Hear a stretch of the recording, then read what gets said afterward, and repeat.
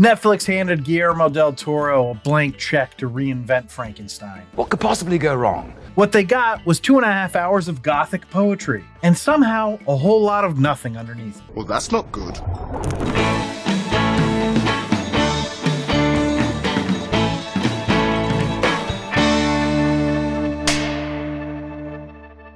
Frankenstein is one of those stories that feels untouchable. It's been adapted, reimagined, modernized, deconstructed, and mythologized so many times that any new version has to answer a hard question right away. Why this version and why now? Del Toro's answer is to turn the story into a gothic poem. Lush visuals, heightened language, tragic inevitability. This isn't horror and it's not really drama either. It's a meditation on obsession, regret, and the damage done when genius outruns responsibility. The problem, at least for me, is that poetry alone doesn't guarantee emotional weight. And while this Frankenstein is meticulously crafted, reverent, and often beautiful, I'm not sure it ever made me feel much of anything. And with that in mind, welcome back to The Rank. I'm John, and just a quick heads up on format. I'll hit a handful of behind the scenes facts in the potent notables, then I'll do a movie overview with spoilers, and I'll finish by ranking the movie in 10 categories. And today I'm going to continue ranking the 2025 Best Picture nominees with Frankenstein, starring Oscar Isaac and Jacob Elordi, adapted from the novel by Mary Shelley, by Guillermo del Toro, who also directed. Frankenstein is nominated for 9 Academy Awards, including Best Original Score, Best Costume Design, Best Sound, Best Production Design, Best Makeup and Hairstyling, Best Cinematography, Best Adapted Screenplay, Best Supporting Actor for Jacob Elordi, and of course, Best Picture. But let's see how this one stacks up, starting with the potent notables. Potent notables. So as always, we start the potent notables with the box office info. Now, according to the numbers, Frankenstein made nothing domestically and $481,000 internationally against a budget of $120 million. But this is a Netflix movie, so the theater run was expected to be short and not in too many theaters. However, it got 29 million views on Netflix in its first 3 days, making it one of Netflix's biggest debuts of 2025. Now, casting-wise, the role of the creature went through a major late change. Andrew Garfield was originally cast, but had to drop out due to scheduling conflicts. He was replaced by Jacob Elordi, which created a pretty intense behind-the-scenes scramble. The makeup team had already spent 9 months designing Garfield's version of the creature, and then had just a few weeks to completely rework it for Elordi. Playing the creature became the most demanding role of Jacob Elordi's young career. He routinely spent up to 10 hours a day in the makeup chair, sometimes arriving at 10 p.m. the night before just to be ready for early call times. Del Toro eventually came to believe that Elordi was superhuman, saying never once did he complain. Never once did he say he was tired or hungry. He put in 20-hour days. Elordi somehow loved it. He's said, "It's the most I've felt at home playing a character, the most comfortable I've ever been," which is kinda crazy.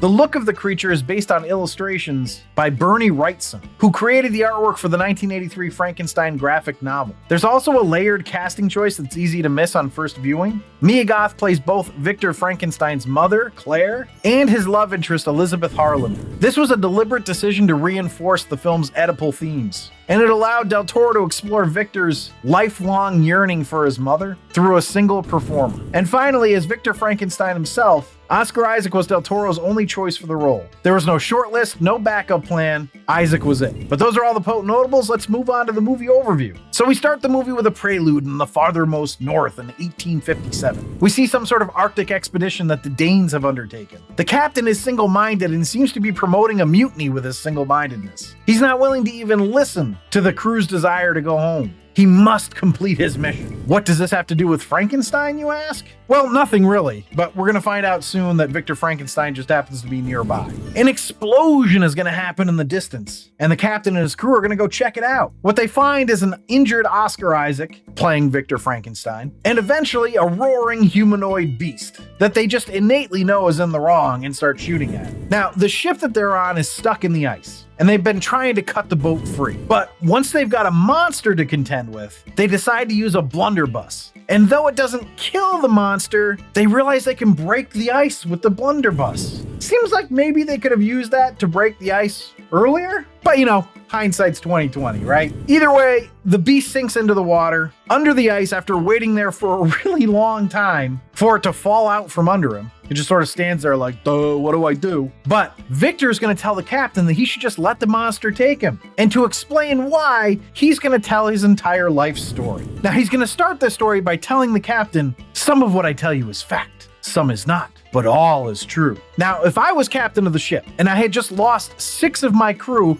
protecting this rando, I think I would have been kind of annoyed at a statement like that. But that's sort of what happens with this movie. Guillermo del Toro decided he wanted to turn a movie into a poem, flowering the edges with lyricism, painting the background with vivid imagery. But has he added any depth? Well, we're going to move on to part 1. Part 1 is Victor's tale. We find out about his upbringing and how he seemingly had an Oedipal complex with his mom, which therefore made him hate his dad. Not that his dad was a particularly warm man. So we sort of see the dad being kind of a hard ass to Victor as he's teaching him to be a surgeon, just like him. And we also see that his mom is pregnant. Now, his mom is going to start going into labor right as his dad's about to leave again, and we get an intimation that his dad doesn't stay around for very long. But we can see that it's a particularly painful labor, and it's clearly set up for her to die in childbirth. And die she does. The kid survives, though. William, this kid, unlike Tyrion, ends up being favored by the father. He's loving to him in a way that Victor never got to experience. So, Victor's lost his mom, and now he's got sibling jealousy. And this is what's going to birth in him the desire to conquer death. He's going to become a better surgeon than his father ever was, and he's going to beat death.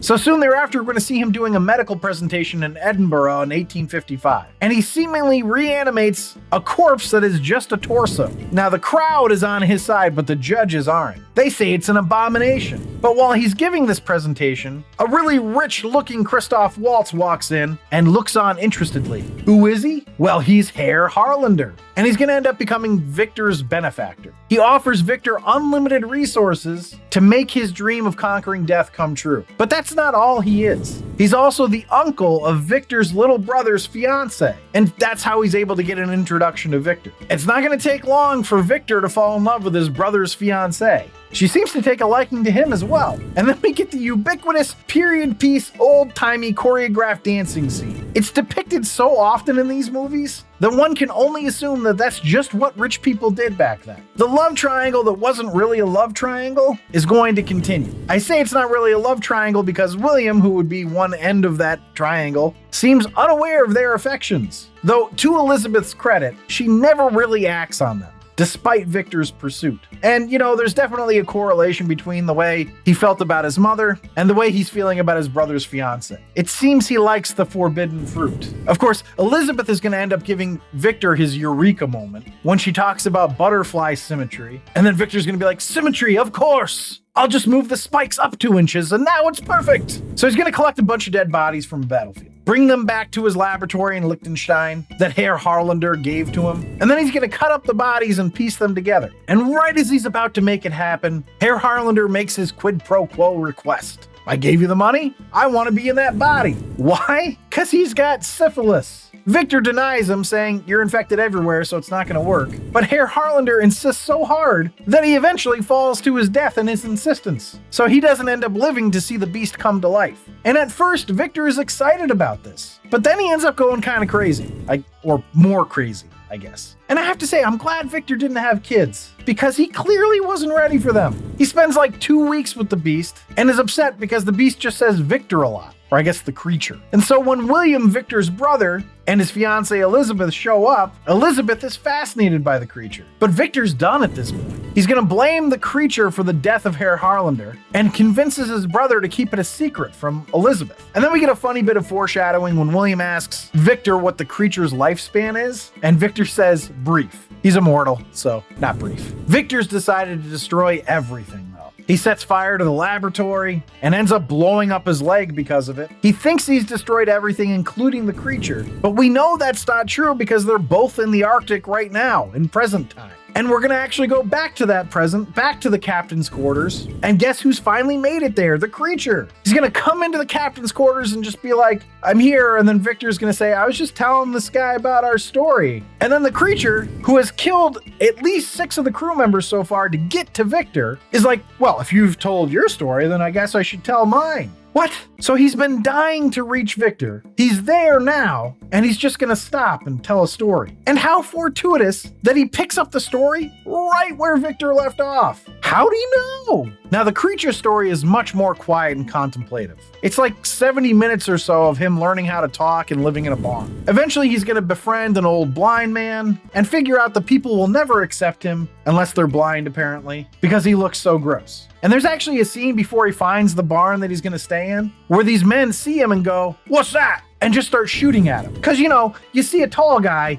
you shoot. Now, apparently, the creature has forgotten his time in Victor's laboratory, and the blind guy helps convince him to go looking for it. And he's going to find the ruins of this destroyed laboratory. The fire has consumed the stone, knocked down the pillars, basically just destroyed everything, except for the highly flammable papers from Victor's experiment journal, which also is lying in the snow now. And those are all good. A little singed, not wet though, all good. It's a miracle. But this is how the creature learns what he is and who Victor is. When he gets back to the cottage, the blind guy has been mauled by wolves, or is actually being mauled by wolves. And even though the creature has ripped the skin off of these living wolves, by the time the other guys get back, the wolves are gone, and they're gonna be like, "What'd you do to him?" And they shoot the creature a bunch, and then leave him for dead. But he's not dead, you'll be shocked to find out. No, he knows now his purpose is to find Victor, and have Victor make him a companion, because he can't die, which means he's gonna be lonely. So after this, with the creature still presumably telling the story to the Danish captain, we get a scene between Victor and his brother. How'd the creature know this part? Don't know, but he did, I guess. The wedding between William and Elizabeth is upcoming, and Victor wants to apologize to Elizabeth for everything, and he says he's filled with regret, but she slaps him and tells him to stop lying. And after this, he goes back to his room, and now the creature is there. He's gonna ask for a companion. Victor's gonna say no. The creature's gonna indulge in his rage, of which he has a limitless amount, apparently. Now, these were the actual lines to give you an idea of the lyricism that they were going for. And then Elizabeth is gonna discover the beast and is just smitten with him, and then tries to protect him, which ends up getting her shot and killed by Victor. Naturally, Victor is gonna blame the creature, who tosses everyone and ends up killing William as well. But in William's dying words, he doesn't blame the beast. He tells Victor that Victor is the monster, not the beast. So then we get a scene with Elizabeth dying with the creature and telling him how great he is and how she's ready to fade. And this is gonna prompt 20 to 30 minutes of Victor hunting the beast up to the Arctic and what transpired between them before the ship's crew arrived. And what transpired was that the beast held onto a stick of dynamite in the hopes that it would kill him, and it blew up, but didn't kill him, obviously. Up to this point, we've seen him shot and bleeding and all that jazz. I mean, the guys from the barn cottage place put him out of commission for a decent amount of time after shooting him a few times. But a stick of dynamite? He just remains standing. Didn't blow his hands off or anything. And that leads us to now. And then Victor's gonna apologize, call the creature his son, and then ask him to say his name again in the way he did when he was first created, when it meant the world to him. And then the creature's gonna say that he's not gonna be punished or absolved. Whatever hope or rage that he had is nothing, and that he's being left stranded with his immortality. But he's gonna forgive Victor and say his name, Victor. Victor dies, and then the creature calls him father and tells him to rest now. That's not the end of the movie, though. You see, the beast has to leave the ship, right? And he's killed at least 6 guys, remember? And only the captain has heard this story. So naturally, the captain is gonna make them just let the creature leave without any explanation. But then the creature is gonna set the ship free of the ice, and the captain decides to turn around and go home. So apparently he did see something of himself in Victor, the dogged determination to achieve a mission. So this whole story is about this Danish sea captain realizing the error of his ways and turning around and going home. After that decision, we close up on the creature's face as the sun rises over the Arctic ice and it illuminates his face. His skin now finally looks human. But that's it. That's the whole movie. Let's see how it ranked. A rank.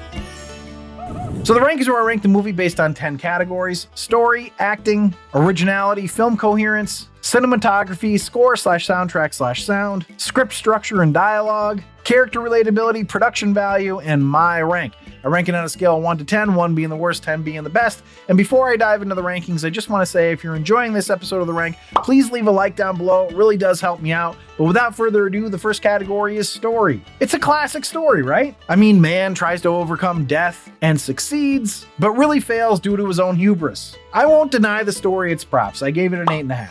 So that brings us to acting. And the acting is good enough. There's a lot of hamminess to it, which I think was intended, but I didn't find it all that impressive. Oscar Isaac was admittedly really good though. I actually thought Christoph Waltz and Felix Kammerer were really good as well. Mia Goth was decent. I think she was given weird expectations of what they wanted from her. I gave it a 7.75. And that brings us to originality. I mean, it's a Frankenstein movie. I'm not really sure where this is original. I guess Herr Harlander is like an original character. And I'm trying to think of a way not to give it a terrible score, but I just don't see how. I gave it a 2. That brings us to film coherence. This is not a good category for this movie. We get the creature telling parts of a story that he couldn't have been privy to. We get the weird Arctic storyline. But most of all, we get a movie that could have been 100 minutes, end up at 150. People just shoot at another human without asking any questions. The creature just happens to pick up the story right where Victor left off. And the idea that he starts telling the story at all is goofy. But for both of them, Victor and the creature. And Elizabeth seems to be in love with the creature, but when did that happen? And why does Victor get forgiveness? He finally said he was sorry? Whoop-de-doo!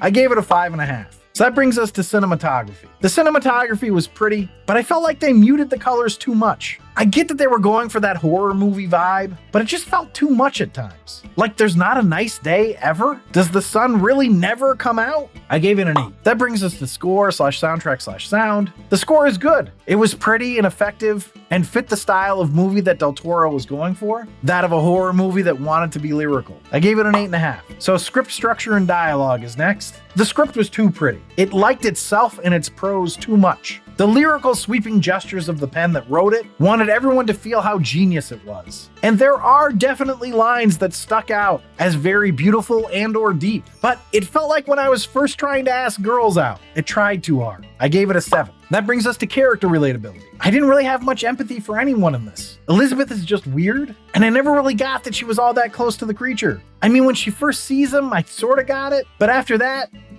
Victor is relatable in that he's maniacal. Herr Harlander is relatable in his quest to beat Father Time, but nobody was really making me feel strongly for them, one way or another. Not even the creature, which I think hurt it more than anything. I gave it a 7. So that brings us to production value. And this is obviously where it shines the most. They do beautiful set work.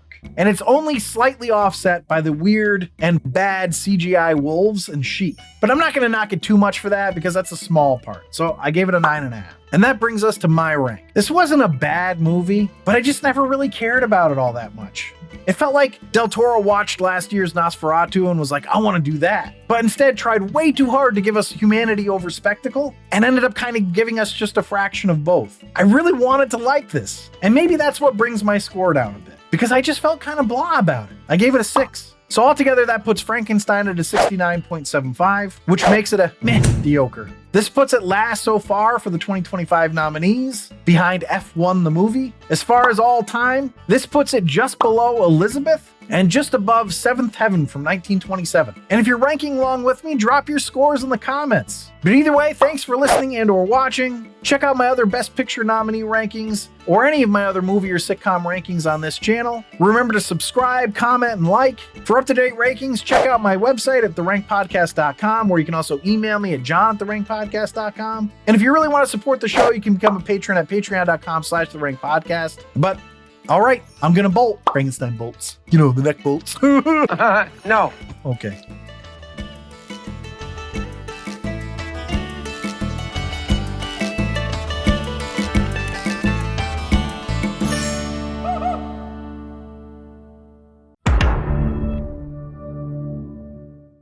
Playing the creature became the most demanding role. Cut! Playing the creature became... Cut! Playing the creature became the most... Cut! Take 3. Playing the creature became the most demanding. We're gonna be here a while.